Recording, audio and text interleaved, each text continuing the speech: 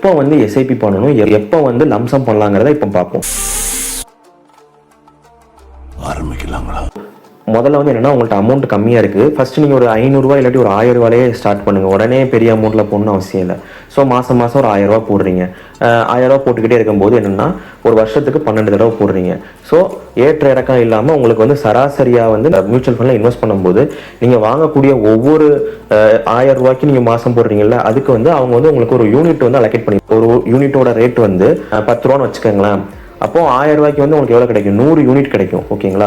So அந்த ஒரு யூனிட்டுங்கிறது என்னன்னு சொல்லுவாங்கன்னா NAV அப்படின்னு சொல்லுவாங்க, நெட் அசெட் வேல்யூ.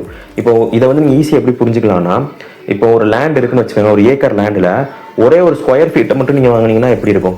ஒரு பெரிய ஏக்கர் லேண்டில் ஒரு ஸ்கொயர் ஃபீட் மட்டும் உங்களால் வாங்க முடியுது. ப்ராக்டிக்கலாக நீங்கள் அப்படி வாங்க முடியாது. ஆனால் சென்னையிலலாம் ஸ்கொயர் ஃபீட் தான் பெரிய ரேட்டில் போயிட்டுருக்கு, அது வேறு விஷயம். ஆனால் ப்ராக்டிக்கலாக நீங்கன்னா ஒரு பெரிய ஏக்கரில் ஒரு ஸ்கொயர் ஃபீட் வாங்குறீங்க பார்த்தீங்களா, அதுதான் ஒரு யூனிட். அந்த ஒரு ஸ்கொயர் ஃபீட்டுக்கு எவ்வளோ ரேட்டுங்கிறத மட்டும் நீங்கள் கொடுத்து வாங்குறீங்களா, அதே மாதிரி இந்த ஒரு யூனிட்டோட ரேட்டு 10 ரூபா அப்படின்னா, அப்போ நீங்கள் 1000 ரூபா போடும்போது உங்களுக்கு 100 யூனிட் வந்து உங்களுக்கு அலோகேட் ஆயிரும். ஸோ நெக்ஸ்ட் மந்த் இன்னொரு 1000 போடும்போது இன்னொரு 100 யூனிட் கிடைக்கும். அது அந்த டைமை பொறுத்து. இப்போ ரேட் வந்து குறைஞ்சிருந்துச்சுன்னா எக்ஸ்ட்ரா ஒரு 102 யூனிட் கூட கிடைக்கும். ஸோ இப்படி நீங்கள் யூனிட் வாங்குறீங்க பார்த்தீங்களா, அந்த NAV, இதுதான் இந்த NAV தான் வருஷம் ஆக ஆக 10 ரூபா இருந்து 12 ரூபா, 12 ரூபா இருந்து 15, எப்படி லேண்டோட ரேட் ஏறிக்கிட்டே இருக்கோ அதே மாதிரி இந்த NAVயோட ரேட் ஏறிக்கிட்டே இருக்கும். என்ன இது எங்கே கொண்டு போய் முதலீடு பண்ணுறாங்க அப்படின்னா, நீங்கள் கொடுத்த அந்த 1000 ரூபாவை கொண்டு போயிட்டு இப்போ Nifty 50ன்னு வச்சுக்கோங்களேன், டாப் 50 முதல் 50 கம்பெனியில் 1000 ரூபாவை முதல் 50 கம்பெனியில் பிரிச்சு இன்வெஸ்ட் பண்ணுவாங்க. சும்மா தனித்தனியா பிரிச்சு வச்சிடுறேன்.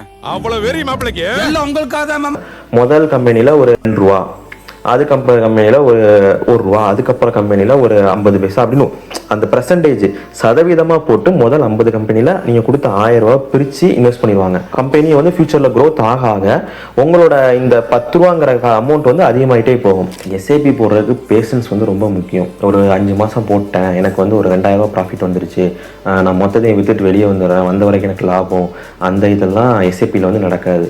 நீங்கள் வந்து அப்படி விற்றுட்டிங்கன்னா உங்களுக்கு ஃப்யூச்சரில் கிடைக்கக்கூடிய ஒரு மிகப்பெரிய ப்ராஃபிட்டை நீங்கள் இழந்துருவீங்க.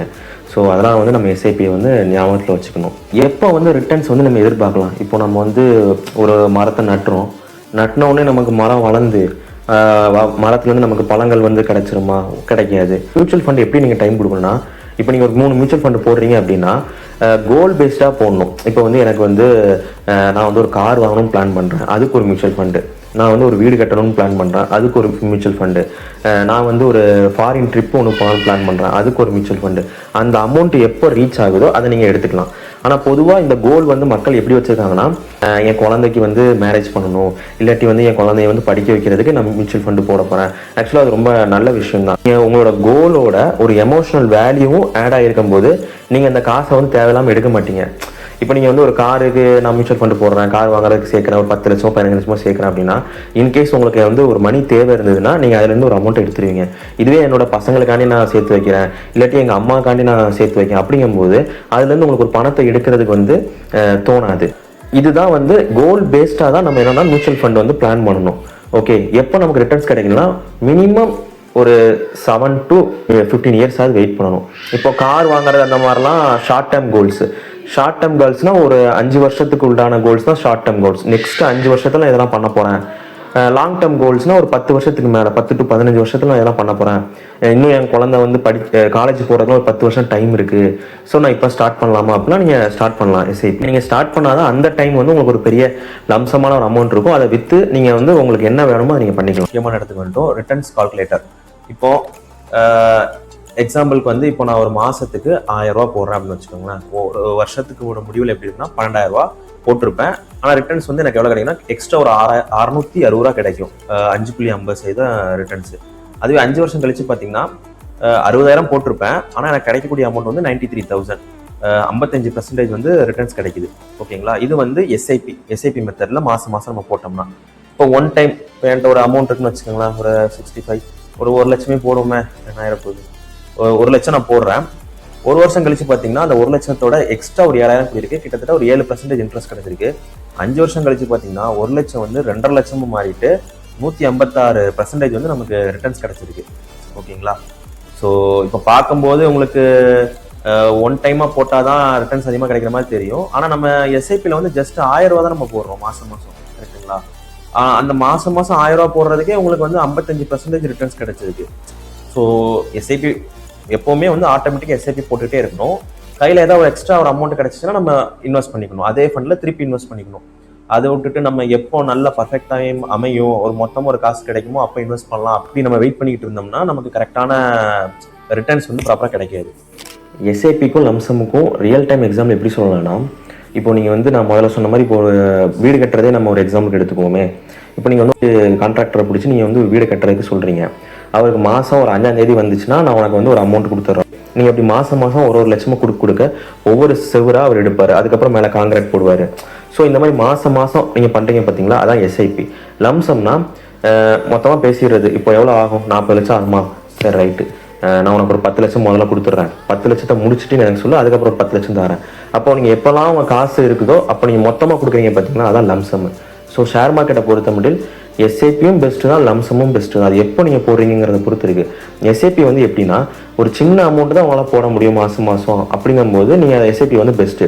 அது மட்டும் இல்லாமல் நீங்கள் ஷேர்ஸை வந்து ஆவரேஜ் ப்ரைஸில் வந்து நீங்கள் வாங்க முடியுது. அதனால் எஸ்ஐபி வந்து அப்படி பார்க்கும்போது பெஸ்ட்டு. லம்சம் எப்போ பெஸ்ட்டுனா சம்டைம்ஸ் வந்து நம்ம வாழ்க்கையில் வந்து என்னென்னா பிளாக் ஸ்வான் ஈவெண்ட் வந்து எதாவது நடக்கும். பிளாக் ஸ்வான் ஈவெண்ட்னா கருப்பு அன்ன நிகழ்வு. இப்போ வந்து அன்னம்னா நமக்கு என்ன கலரில் இருக்கும், வெள்ளை கலரில் இருக்கும் தானே நம்ம சொல்லியிருக்கோம். அன்னப்பறவை வந்து வெள்ளையாக தான் இருக்கும் அப்படிங்கிறது நம்ம படிச்சிருக்கோம். ஆனால் கருப்பு கலரில் அன்னப்பறவை இருக்குமா, அதுதான் வந்து அது வந்து இருக்கும் அப்படிங்கிறாங்க. எப்போனா ஏதோ ஒரு 100 ஆண்டுக்கு ஒரு தடவை அது நடக்கும் அப்படிங்கிற மாதிரி சொல்கிறாங்க. அதுதான் பிளாக் ஸ்வான் ஈவெண்ட் அப்படிம்பாங்க. ஸோ இப்போ உதாரணத்துக்கு இந்த கொரோனா மாதிரி கோவிட் வைரஸ் வந்துச்சு பார்த்தீங்களா, இதெல்லாம் ஒரு பிளாக் ஸ்வான் ஈவெண்ட்டு. இவ்வளோ பெரிய பேண்டமிக் வந்து இதுக்கு முன்னாடி ஒரு 100 ஆண்டுக்கு முன்னாடி தான் வந்திருக்கு. ஊரில் மழையே பெய்யாது, திடீர்னு மழை பெஞ்சு அந்த ஊரே வெள்ளத்தில் வந்து நீந்திட்டு இருக்கும். அது வந்து ஒரு பிளாக் ஸ்வான் ஈவெண்ட். அது எப்போ நடக்குனே தெரியாது. இந்த மாதிரி பிளாக் ஸ்வான் ஈவெண்ட்லாம் நடக்கும்போது ஷேர் மார்க்கெட் வந்து ஒத்துன்னு கீழே விழுந்துடும்.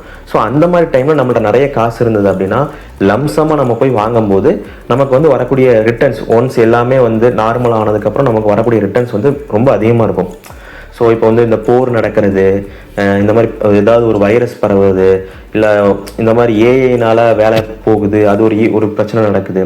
ஸோ இந்த மாதிரி நேரங்களில் வந்து ரேட்டு குறையும் போது அப்போ வந்து நம்ம முதலீடு வந்து ஒரு பெரிய முதலீடாக பண்ணும்போது நமக்கு வந்து வரக்கூடிய ரிட்டர்ன்ஸ் வந்து அது அதிகமாக இருக்கும். ஸோ இப்படி தான் நம்ம பணத்தை வந்து எஸ்ஐபியில் எப்போ முதலீடு பண்ணணும், அதே மாதிரி லம்சமாக வந்து எப்படி முதலீடு பண்ணுங்கிறதுக்கு இதான் ஒரு ரீசன்ஸ். நம்ம வீடியோவோட எண்டுக்கு வந்தாச்சு. ஸோ இந்த வீடியோ வந்து உங்களுக்கு ரொம்ப யூஸ்ஃபுல்லாக இருக்கும்னு நான் நம்புகிறேன். உங்களுக்கு வேறு ஏதாவது டவுட் இருந்துச்சுன்னா நீங்கள் வந்து கீழே கமெண்ட்ஸில் சொல்லுங்கள். அதுக்கேற்றப்ப நான் நெக்ஸ்ட் வீடியோ உங்களுக்கு போடுறேன். ஸோ இந்த வீடியோ வந்து like, share, comment and subscribe பண்ணுங்கள்.